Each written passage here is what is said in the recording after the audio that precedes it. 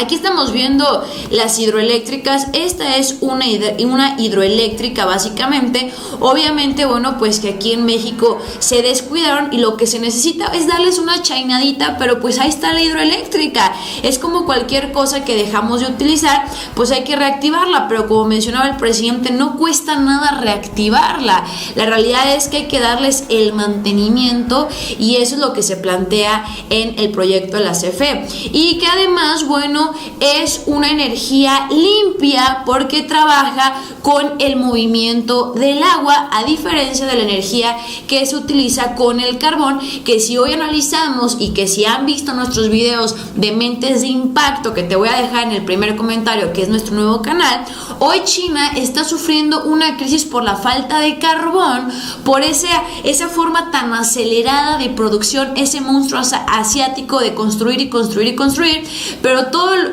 todo por servir se acaba, y esa es la realidad. Y hoy China está enfrentándose a una situación donde no tiene carbón y su principal fuente para generar electricidad es el carbón. Entonces son cosas que tenemos que empezar a analizar, y comparo totalmente la idea del presidente Andrés Manuel López Obrador cuando menciona que para muchos países el tema del cambio climático, o para muchos empresarios multimillonarios, el tema del cambio climático, cuidar el país, ha sido una especie de gancho para vender más, pero al final son los últimos que cuidan el medio ambiente, y esa es la realidad. No solo hay que decirlo, no solamente hay que jugar con la bandera de que, ay, sí, yo cuido el medio ambiente, digo en todos mis discursos el cambio climático porque está de moda, no, sino en realidad a materializar las acciones como hoy lo está haciendo el presidente Andrés Manuel. Y que si no fuera realidad el hecho de que es un proyecto sustentable, amigable con el medio ambiente, y que además es más barato y va a beneficiar al pueblo mexicano, definitivamente esta empresa europea no le hubiera inyectado los 200,000 euros que se mencionaban en la nota del principio. Vamos a escuchar qué dijo el presidente referente a esta hipocresía del cambio climático, y dice así. Vamos a escuchar. Vamos a quitarle la velocidad y dice así. Petróleo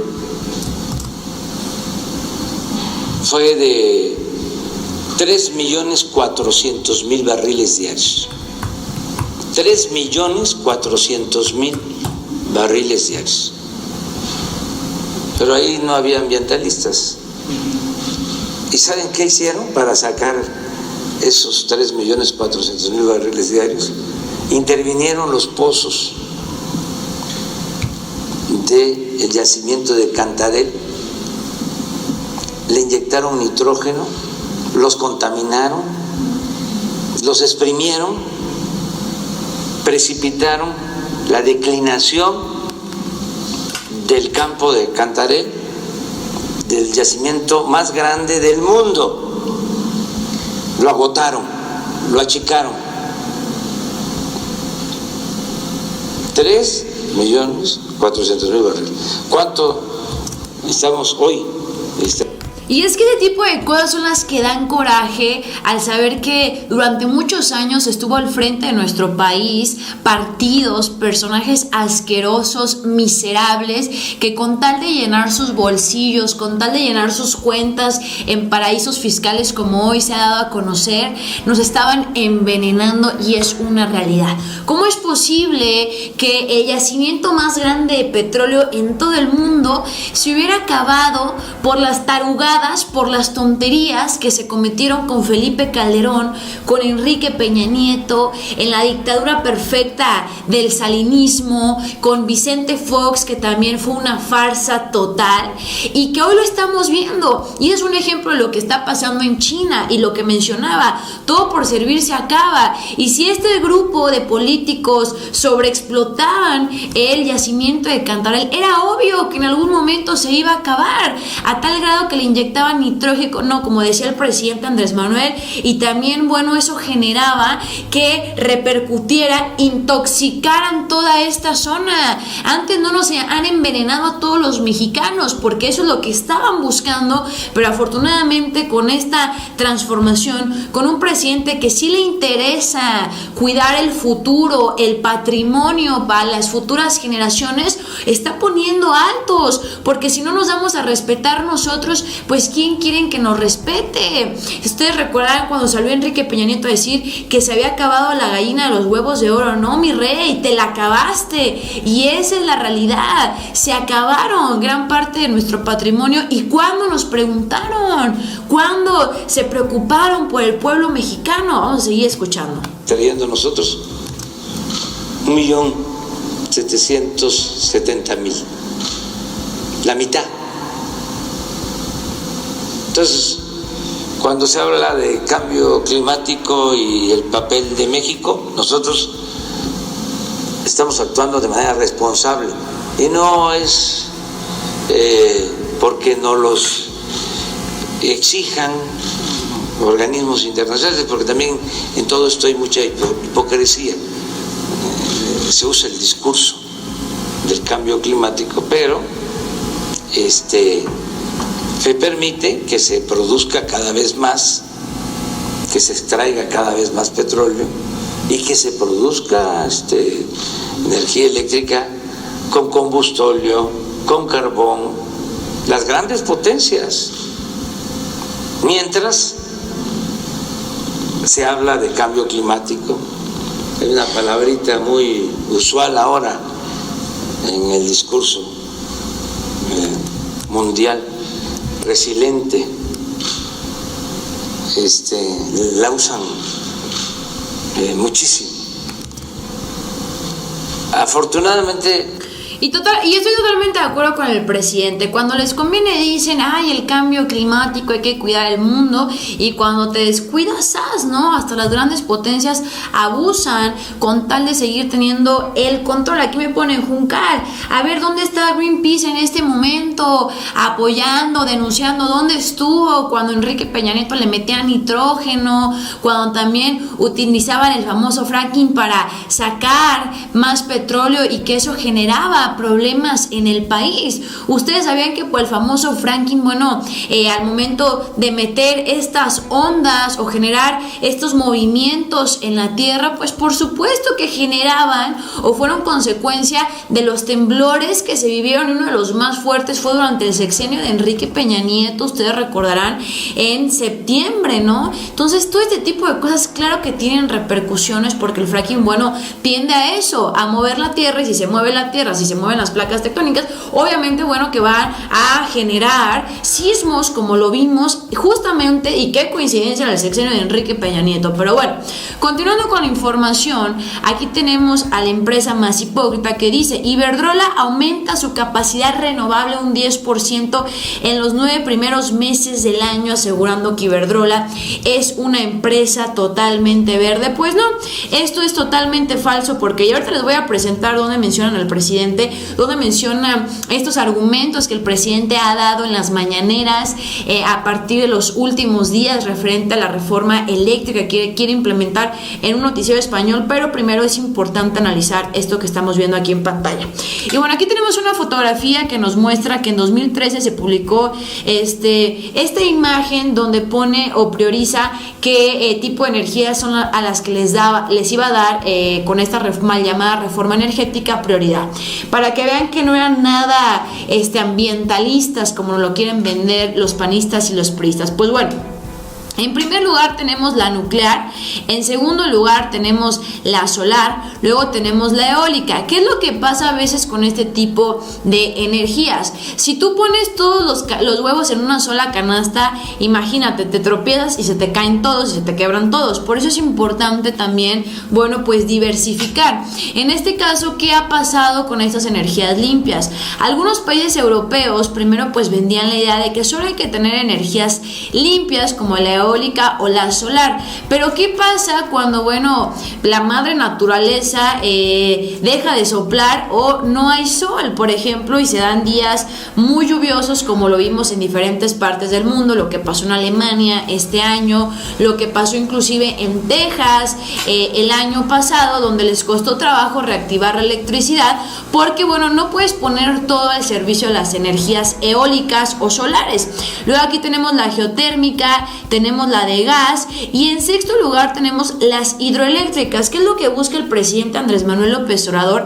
Que las hidroeléctricas pasen a primer lugar y no tener que utilizar la nuclear, no tener que utilizar el carbón. Aquí tenemos también la térmica y al final la del carbón, que bueno, cada país es libre de decidir cuáles son de qué forma quiere generar mayor electricidad. En su momento China decidió que iba a hacer con el carbón y hoy están sufriendo las consecuencias. Ahora, la reforma eléctrica propone un nuevo despacho un nuevo despacho de cómo o de dónde se va a adquirir prioritariamente la electricidad. ¿Qué es lo que propone la reforma eléctrica del presidente López Obrador? El primer esquema con dibujitos es la de Enrique Peña Nieto. ¿Cuál es la que propone? La del PRI, la de Salinas. Esta segunda que estamos viendo aquí en pantalla con numeritos verdes es la del presidente López Obrador. Número 1, la eléctrica, luego la nuclear, luego la geotérmica, gas CFE, luego la térmica CFE, eólica, solar, gas privado y carbón. Ese es el acomodo que se busca implementar con la reforma del presidente. Ahora, vamos a analizar qué fue lo que dijo Manuel Bartlett, que al final, bueno, pues él está al frente de la CFE y este fue el comunicado que él dio referente a esta situación. Vamos a escuchar. Es en corto plazo. Eso lo tenemos que tener terminado antes de irnos, porque si nos vamos, aquí que me preguntaste, eso sí tendría seguridad que nos vamos a ir. No sabemos cuándo, pero nos vamos. Entonces nos dio la instrucción de que tenemos que terminar todo el 24, porque encontró una cantidad enorme de edificios a la mitad y él quiere. Entonces, en el corto plazo, ahí está esa inversión.